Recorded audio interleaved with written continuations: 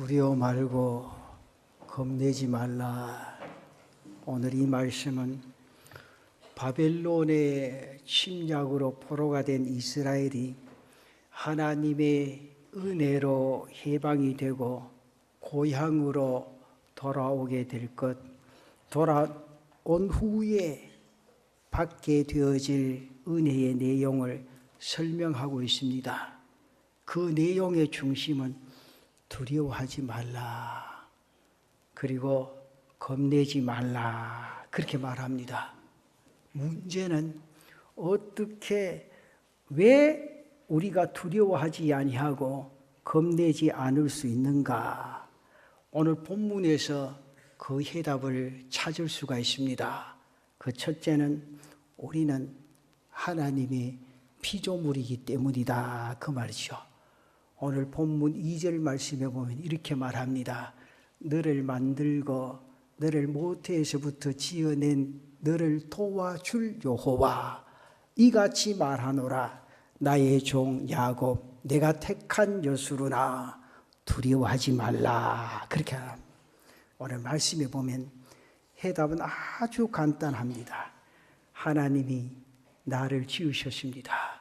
하나님이 우리를 지으셨습니다. 그리고 하나님이 우리를 도우신다. 그 때문에 우리 겁낼 것 없습니다. 두려워할 것 없습니다. 주 4세기경에 크리소스톰이라는 교부가 있습니다. 로마 황제가 그를 체포해가지고 신문을 합니다. 그 신문한 이렇게 했어요. 너 듣거라. 네가 더 이상 황제를 섬기지 아니하고 우리 모두가 반대하는 신앙을 고집한다면 네가 가진 전 재산을 다 빼앗아 버리겠다, 몰수해 버리겠다, 이렇게. 그때 뭐라고 대답했어요? 그래요, 내 전 재산은 하늘에 있습니다. 그러니까 또 한다는 말이, 너를 내 가족과 이웃들로부터 완전히 떼어놓겠다. 그러니까 하는 말이, 내 가족과 친구는 예수 그리스도이십니다. 그러니까 그렇다면 너를 이 나라에서 완전히 추방해 버리겠다, 그랬습니다. 그때 하는 말이, 내 나라는 하늘나라입니다. 어디 열이 받치니까 그만 네 목숨을 끊어버리겠다. 그러니까 나의 생명은 이미 하나님의 품에 있습니다. 황제여, 당신이 나에게서 빼앗을 수 있는 것은 단 한 가지도 없습니다. 나의 모든 것은 다 하나님께 있습니다. 그랬습니다. 서머나 교회의 감독인 폴리갑도 그랬습니다. 장작 더미에서 불을 지르기 전에 박해자가 폴리갑에게 묻습니다. 너에게 마지막 기회를 주겠다. 단 한 번만이라도 예수를 모른다고 부인하면 내가 살려줄 거다. 그때 하는 말이, 그건 도저히 힘들고 어렵습니다. 내가 80평생 동안 사는 동안 그분은 단 한 번도 나를 부인하지 않았습니다. 단 한 번도 나를 멀리한 일이 없습니다. 그런데 내가 어찌 그분을 모른다고 부인할 수가 있겠습니까? 그때 폴리갑은 타오르는 불 속에 던져져서 화형을 당했습니다. 내가 하나님의 피조물이요 하나님의 사랑받는 자녀라는 사실을 믿는다면 사랑하는 성도들 우리의 땅 위의 삶에 겁낼 것 없습니다. 두려워할 것 없는 줄로 믿습니다. 문제는요, 내가 믿음이 있느냐 믿음이 없느냐에 달려 있습니다. 마태복음 14장 27절에 보면 무서워 소리 지르는 제자들에게 그렇게 말합니다. 예수께서 즉시 이르시되 안심하라, 내니 두려워하지 말라, 그렇게 하셨습니다. 그러면서 물에 빠져서 허우적거리는 베드로의 손을 잡아주시면서 하신 말씀이, 믿음이 적은 자야 왜 네가 의심하느냐, 그렇게 말씀하십니다. 여기에 나타난 두 구절을 합하면 의심 없이 믿으면 안심하고 겁내지 않고 이 땅 위의 인생의 삶을 담대하게 살아갈 수 있다, 그 말입니다. 사랑하는 성도 여러분, 하나님이 나를 지으셨습니다. 그분이 우리를 오늘까지 인도해 주셨습니다. 지켜주셨습니다. 앞으로도 인도해 줄 겁니다. 지켜주실 줄로 믿습니다. 그렇다면 이 땅 위의 인생의 삶을 담대하게 살아가는 제단의 성도들 되시기를 축원합니다. 사도 바울이 그런 신앙 소유하지 않았어요? 고린도전서 15장 55절에 사망아 너의 승리가 어디 있느냐, 사망아 네가 쏘는 것이 어디 있느냐, 그렇게 말합니다. 그래서 그 아래 57절에 보면 그렇게 말합니다. 우리 주 예수 그리스도로 말미암아 우리에게 승리를 주시는 하나님께 감사하노라. 오늘 우리에게 승리를 주시는 하나님께 감사하노라, 그렇게 말하면서 바로 58절에 보면 또 그런 말을 합니다. 그러므로 내 사랑하는 형제들아 견실하며 흔들리지 말고 항상 주의 일에 더욱 힘쓰는 자들이 되라. 이는 너희 수고가 주 안에서 헛되지 않은 줄 알미라. 그랬습니다. 사랑하는 성도 여러분, 주님이 우리를 필요한 대로 공급해 주십니다. 그렇기 때문에 땅 위의 인생의 삶에 조금 더 염려하지 마요. 많은 사람들이 그렇게 말해요. 목사님 지금 너무 힘듭니다. 힘듭니까? 이럴 때일수록 하나님이 더 큰 은혜를 준비하시고 예비하시고 주실 날을 기다리고 계시는 줄로 믿습니다. 하나님께로 더 가까이 가면 우리의 모든 문제를 그분이 해결해 주실 줄로 믿으시기를 바랍니다. 그 다음에 두 번째는 공급하시기 때문이라, 그 말이죠. 오늘 3절 말씀에 보면 그렇게 말합니다. 나는 목마른 자에게 물을 주며 마른 땅에 시내가 흐르게 하며 나의 영을 내 자손에게 나의 복을 내 후손에게 부어주겠다, 그렇게 말합니다. 그러면서 4절의 말씀 보면 또 그렇게 말합니다. 그들이 풀 가운데서 솟아나기를 시냇가에 버들같이 할 것이라. 이게 풀 가운데서 솟아난다, 한마디로 공급해 주신다, 그 말이죠. 가진 자가 든든하고 이긴 자가 얼굴에 웃음꽃이 쫙 핍니다. 그래서 그런데 지고 나서 웃음꽃이 쫙 피고 웃는 사람들 보면 많은 사람들이 저 사람 8부위가 7부위가 그리 이야기합니다. 이상하게 생각합니다. 사랑하는 성도 여러분, 저는 그렇게 생각해요. 예수 믿는 우리에게는요, 날마다의 삶에 웃을 이유가 있습니다. 날마다 한 걸음 한 걸음 달려가면서 노래할 이유가 있습니다. 왜 그렇습니까? 하나님이 공급하시기 때문입니다. 하나님이 채우시기 때문입니다. 하나님이 책임지시기 때문에 우리는 날마다 웃으면서 이 땅 위의 인생의 삶을 살아갈 수 있는 은혜가 있는 줄로 믿습니다. 그런 믿음이 있으면 누구나 너그럽고 여유로워진다, 그 말이죠.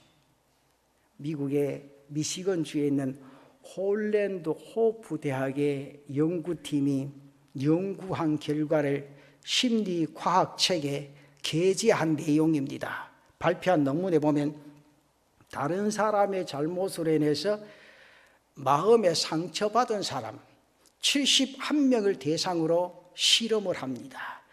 자기에게 상처를 준 사람에게 증오심을 느끼게 하는 상태를 16초간 유지케 하고 난 뒤에 그 상대를 용서하는 기분을 16초간 유지케 하는 일을 반복을 시킵니다.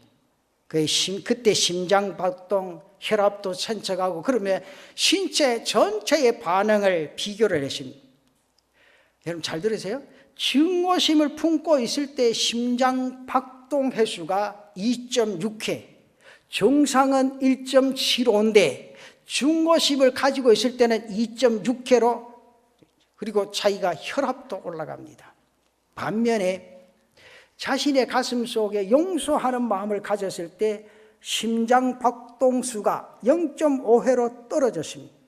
그리고 올라갔던 혈압도 내려갔습니다. 여러분, 화가 죽음을 부른다는 책을 쓴 듀크 대학의 레드포드 윌리엄스 박사는 화를 부채질하는 호르몬 크리스토실이 혈관을 서서히 파괴한다. 화를 내지 않는 것이 무병장수의 시작이다. 화를 내지 않는. 그러니까 이게 성경적입니까? 아닙니까? 성경에 보면 항상 기뻐하라. 쉬지 말고 범사에. 그래요. 감사하는 사람 화내고 감사합니까? 기도하는 사람이 화를 품고 기도합니까? 기뻐하는 사람이 화를 가지고 기뻐하면 아니죠. 저는 이 책을 읽으면서 그분이 예수 믿는지 안 믿는지 몰라도 하여튼 사람을 데려다가 실험한 결과가 그래요.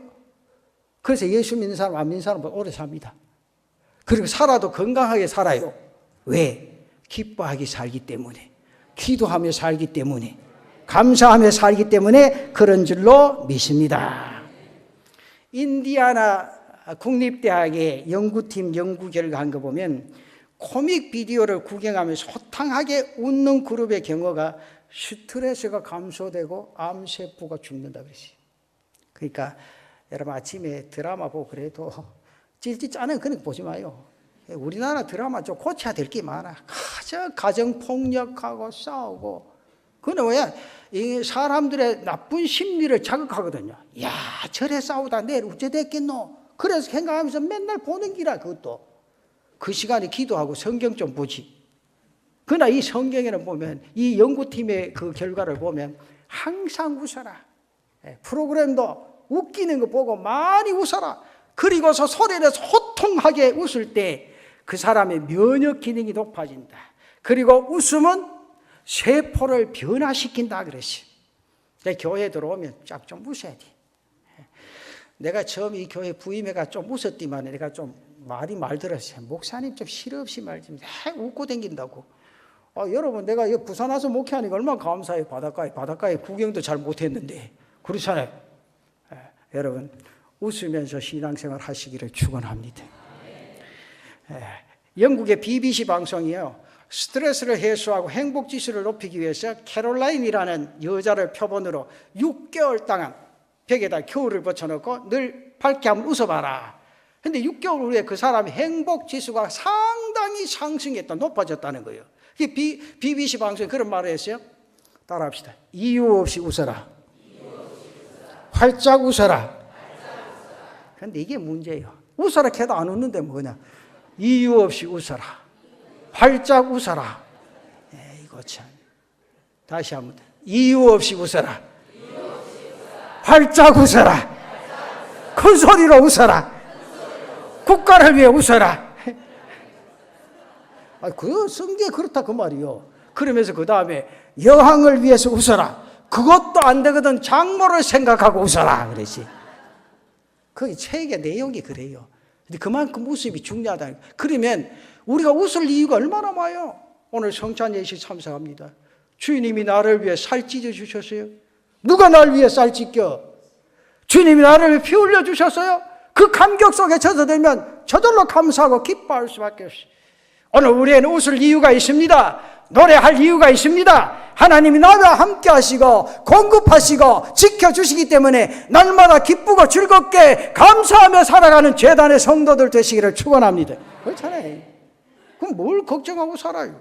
내가 늘 그러지만은 목사가 밤새도록 걱정하고 고민해서 내일 어느 집사님 문제가 해결된다 그러면 만날 그러겠다까지가 뭐 그걸 왜 못하겠어요 까지가. 그러나 그거 다 필요 없어요. 하나님께 맡기면 하나님이 해결해 주실 줄로 믿습니다.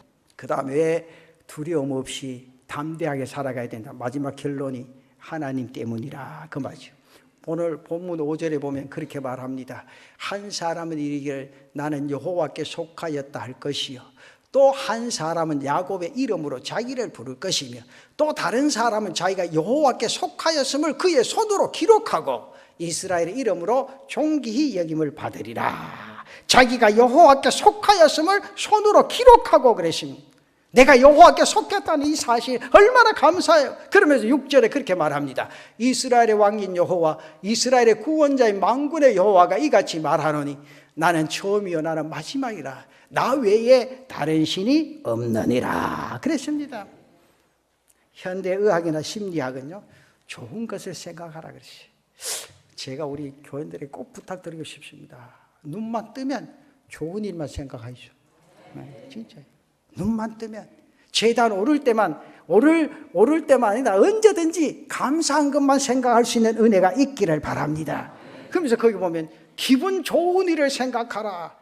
그리고 두려움을 내쫓고 웃으라. 그리하면 네가 행복하게 될 것이라 그랬어요. 속으로 지금 대답이 뭐합니까? 이런 마음속에 뭐라 합니까? 목사님요, 그게 마음대로 됩니까? 그러죠? 여러분 마음에 그런 생각 안 듭니까? 목사님 역할 하고 싶은데 그게 내 마음대로 됩니까? 마음대로 된다면 오늘 이 세상에 신경정신과나 정신병의 다 문을 닫을 겁니다. 하나, 본문은 말합니다. 하나님 계시기 때문에 기뻐하라. 하나님 너를 구원하시기 때문에 기뻐하라. 하나님 공급하시기 때문에 기뻐하라. 하나님 인도하시기 때문에 기뻐하라. 지키신다, 함께 하신다. 겁내지 말라, 두려워하지 말라. 하나님이 함께 하시기 때문에 그런 인생의 삶을 살아가게 될 줄로 믿습니다. 아메리카 대륙을 발견한 사람이 크리스토퍼 콜럼부스입니다. 그가 1492년 8월 3일에 120명의 승무원과 함께 산타 마리아호, 핀타호, 니냐호 세 척의 배를 가지고 인도로 향하는 새로운 항로를 발견하기 위해 떠납니다. 그해 10월 21일 우연히 아메리카 대륙을 발견을 합니다. 그 당시 지중해의 끝이었던 지브롤터 해협 암벽에 더 이상 넘어가지 말라. 그런 의미로 non plus ultra 글귀가 쓰여져 있습니다. 그 당시 유럽인은 그것이 지구의 끝이다. 그렇게 생각했습니다. 더 이상 배가 가면 지구에서 굴러 떨어질 것이라. 모든 사람이 그렇게 생각한 겁니다. 그러나 콜럼버스는 그 고정관념을 깨고 계속해서 항해해서 유럽인으로서 최초로 아메리카 대륙에 첫 발을 내딛는 그런 사람이 되었습니다. 그 콜럼버스의 신앙과 용기의 결과였다고 말입니다. 사랑하는 성도 여러분, 신념이나 용기보다 신앙의 힘은 비교할 수 없을 만큼 크고 강하다는 사실입니다. 바닥에서 자는 사람은 침대에서 떨어지는 법이 없다는 말이 있습니다. 뭡니까? 자기를 낮추고 하나님을 의지하는 사람은 절대로 떨어지지 않습니다. 그리고 넘어져도 다시 일어납니다. 왜 그렇습니까? 하나님이 함께 하시기 때문인 줄로 믿습니다. 본문 말씀 다시 한번 생각해 봅시다. 오늘 6절의 말씀 보면 그렇게 말합니다. 이스라엘의 왕인 여호와, 이스라엘의 구원자인 만군의 여호와가 이같이 말하노라. 나는 처음이요 나는 마지막이라. 나 외에 다른 신이 없느니라. 8절 말씀에 또 이렇게 말합니다. 너희는 두려워하지 말며 겁내지 말라. 내가 예로부터 너희에게 듣게 하지 아니하였느냐, 알리지 아니하였느냐. 너희는 나의 증인이라. 나 외에 신이 있겠느냐. 과연 반석은 없나니 다른 신이 있음을 내가 알지 못하노라. 그렇게 말합니다. 시편 145편 1절에 보면 그렇게 말합니다. 왕이신 나의 하나님이여, 내가 주를 높이고 영원히 주의 이름을 송축하리이다. 사랑하는 성도 여러분, 그렇습니다. 우리는 왕이신 하나님 때문에 땅 위의 인생의 삶에 두려워할 필요도 없습니다. 겁낼 필요도 없는 줄로 믿습니다. 원수가 앞을 막고 죽임이 눈앞에 다가서는 실패가 파도처럼 밀려와도 하나님 때문에 승리하게 될 줄로 믿습니다. 그런 거는 날마다 삶에 그 하나님을 송축하며 이 땅 위의 삶을 살아가는 우리 성도들 되시기를 바랍니다. 좀 밝게 확 웃어봐요. 그렇게 웃으라 해도 벌써 침침해진다. 벌써 침침해져. 여러분, 왜 그 하나님이 나와 함께 하세요? 세상의 사람이 아니요. 세상 사람 한마디 때문에 삐지고 말해. 세상 사람 한마디에 주눅들 그리지 말요. 그럴 필요가 없어요. 담대하게 이 땅 위의 인생의 삶을 왕이신 나의 하나님이여, 내가 주를 높이고 영원히 주의 이름을 송축하리이다. 할렐루야. 이보다 더 감격한 게 어딨냐. 그 삶의 역사를 믿음으로 달려가는 성도들 되시기를 축원합니다.